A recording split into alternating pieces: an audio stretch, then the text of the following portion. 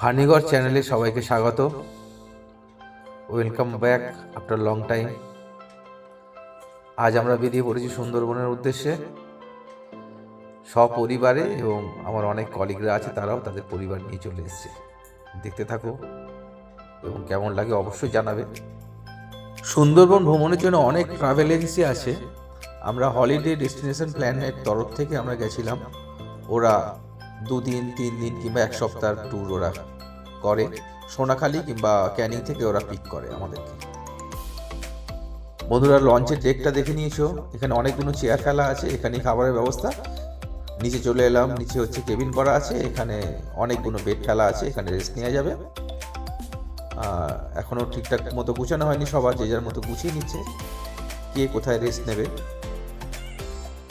একটু ব্রেকফাস্ট চলে এলো, লুচি, আলুর দম আর একটা রসগোল্লা। খেয়ে দেখি কেমন লাগবে।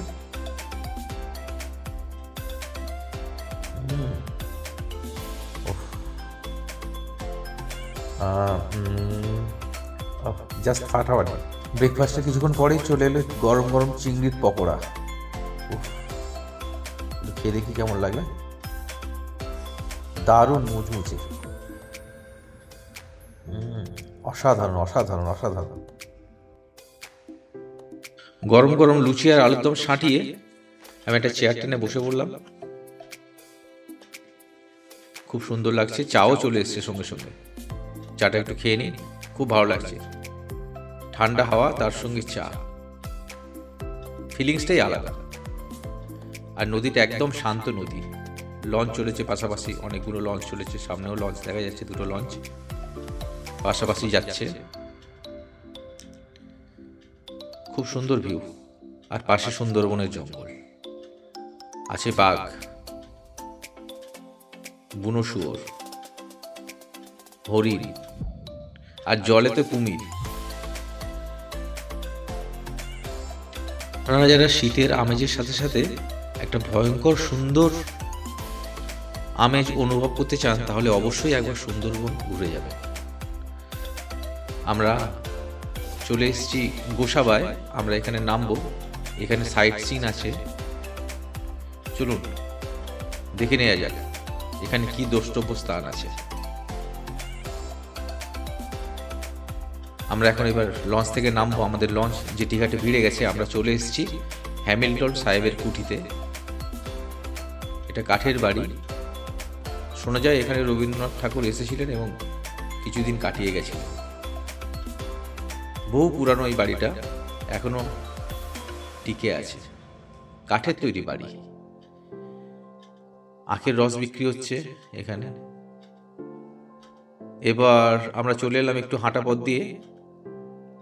আমরা চলে এসেছি বেকন সাহেবের বাংলো বাড়িতে। চারিদিক ফুলের গাছ দিয়ে ঘেরা, মাঝখানে একটি কুঠি, বাংলোও বলা চলে। কাঠের তৈরি বাড়ি এখনো অক্ষত রয়েছে। আমরা একটু দেখে নিন ভিতরটা, খুব সুন্দর লাগছে। অসম্ভব সুন্দর বাড়ি। এর অনেক ইতিহাস এখানে জড়িয়ে আছে।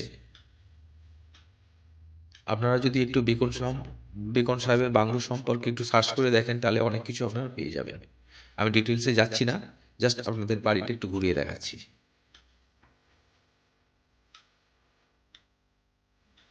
সামনের ভিউটা একটু দেখুন, বাড়ির সামনে।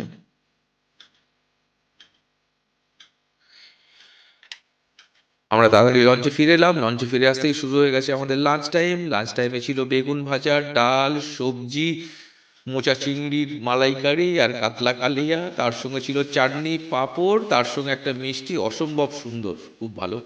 খাওয়া দাওয়ার পর আমরা একটু রেস্ট নিয়ে নিলাম, তারপরেই চলে এলাম আমাদের লজে। আমি হাঁটতে পারছি না, আমাদের লাগেজ বইতে পারছি না, খুব কষ্ট হচ্ছে। যাই হোক, চলে এসেছি। আর সঙ্গে সঙ্গে চালু হয়ে গেল, রেস্ট নেওয়ার পরেই শুরু হয়ে গেল ঝুমুর গানের আসর।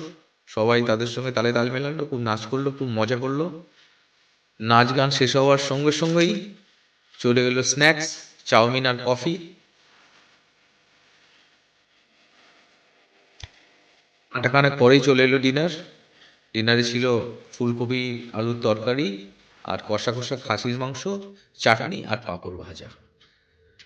তাড়াতাড়ি খেয়ে দিয়ে আমরা একটু শুয়ে পড়লাম, খুব ক্লান্ত ছিলাম। দ্বিতীয় দিনের শুরুতেই আমরা সকাল 7টায় চলে এলাম লঞ্চ ঘাটে। সেখান থেকে আমরা চলে এসেছি সজনেখালি টাইগার রিজার্ভে। এখানে আমাদের একজন গাইডকে দেয়া হয়েছিল, উনি সব বুঝিয়ে দিচ্ছিলেন আমাদের কিভাবে কিভাবে থাকতে হবে। অ্যাকোরিয়ামে কচ্ছপ দেখে নিলাম, তারপর চলে এলাম ওয়াচ টাওয়ারে। এখান থেকে অসম্ভব সুন্দর ভিউ। এটা হচ্ছে মিষ্টি জলের একটা পুকুর বলা চলে, এখানে সব হরিণ বাঘেরা এখানে জল খেতে আসে। আর আমরা মানুষজন থাকি খাঁচার মধ্যে। এই একটা কুমির দেখা যাচ্ছে, দেখো একটা কুমির শুয়ে আছে, বিশাল বড় কুমির। ও বাবা, এই দেখো মাদরামি করছে, এদিক ওদিক তাকাচ্ছে, বলছে চলে যা চলে যা, তোরা কেন এখানে এসেছিস। খুব খেপে গেছে। পরেই আমরা চলে এলাম সুদর্ণখালিতে। এখানে একটা পরিত্যক্ত জাহাজ পড়ে রয়েছে অনেক বছর আগেকার। এখানে ম্যানগ্রোভ অরণ্যের বেশ কিছু উদ্ভিদ আমাদের দেখিয়ে দিল আমাদের গাইড, কোন গাছটাকে কি বলে। এরপর আমরা ওয়াচ টাওয়ার থেকে দেখে নিলাম পারিপার্শ্বিক ভিউ। অসম্ভব সুন্দর একটা মনোরম অনুভূতি, তার সঙ্গে শীতের একটা হালকা আমেজ। বন্ধুরা একটু দেখুন, অসম্ভব সুন্দর লাগছে। আমরা আবার ফিরে গেলাম লঞ্চে। লঞ্চে করে আমরা এগিয়ে চলেছি সামনের দিকে। বোথ সাইডে জঙ্গল। জঙ্গল বলতে গেলে ভুল হবে, ভয়ঙ্কর জঙ্গল। একটা নৌকা তত্তর করে এগিয়ে চলেছে, যেই নৌকা, এটা মাছ ধরা নৌকা। এরপর আমরা চলে এলাম দোবাকি ক্যাম্পে। আমরা মাটি থেকে অনেকটা উঁচু একটা ব্রিজের উপর দিয়ে আমরা এগিয়ে চলেছি, অনেকটা লম্বা এই ব্রিজ। বোথ সাইডে জঙ্গলের ভিউ দেখতে দেখতে একটা হরিণ দেখা গেল। আরো অনেক হরিণ আছে, হরিণের পাল আছে, আমরা দেখতে পাইনি। আমরা একটা হরিণকে দেখতে পেয়েছি। ও, আরেকটা হরিণ সামনে আছে। বাহ, একটু তাকিয়ে দেখুন ভিউটা। উফ, অসাধারণ। এত সুন্দর জঙ্গলের মধ্যে কে বলবে মানুষকে কেউ লুকিয়ে আছে। ওইদিকে দেখুন একটা বুনো শুয়োর, আমি ঠিক মতো ছবিটা তুলতে পারিনি। একটা বুনো শুয়োর ওখানে আছে, মনে হচ্ছে মাটিতে কিছু একটা করছে, কাজ করছে, গর্ত খুলছে মনে হচ্ছে, গাছ লাগাবে বলে। আর দূরে ওইখানে একটা হরিণ, হ্যাঁ এইদিকে একটা হরিণ আছে, অনেক ছোট্ট মতো দেখা যাচ্ছে। আপনারা একটু দেখুন, কষ্ট করে দেখলে দেখতে পাবেন। আবার আমরা লঞ্চে ফিরে এলাম।